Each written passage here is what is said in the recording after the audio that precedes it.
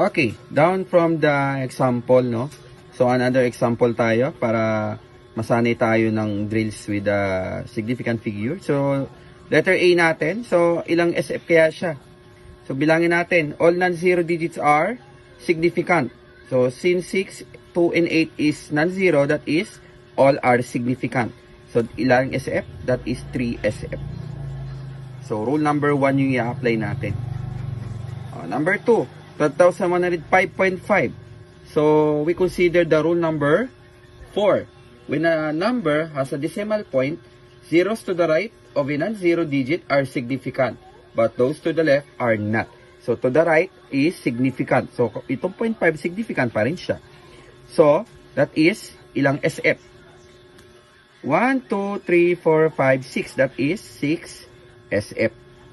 So, rule number 4. Ang i-apply natin. Ito naman 0.619.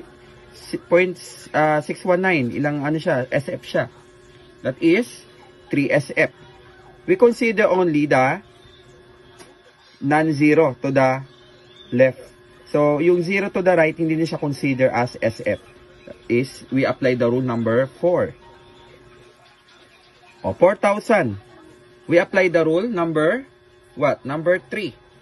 In whole numbers, the zeros to the right of a non-zero digit are not significant unless a bar is placed above the zero.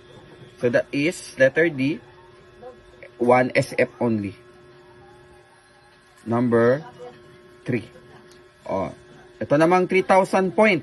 Ilang SF siya? That is 4 SF. So we consider the zeros to the right. That is significant.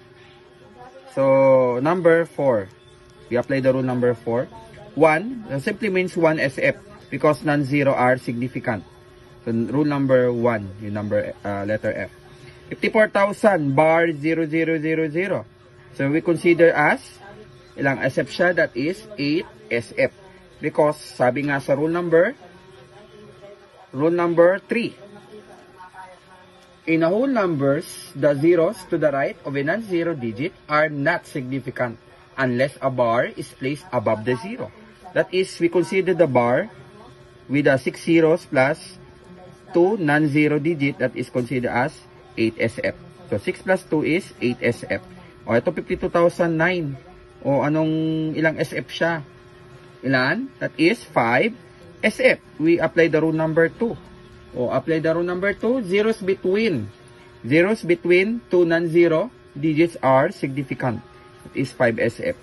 0.015. Ilang SF? That is 2 SF. Because we apply the rule number 4. Same pa rin naman doon sa item. B, C, E, and I. So, same sila.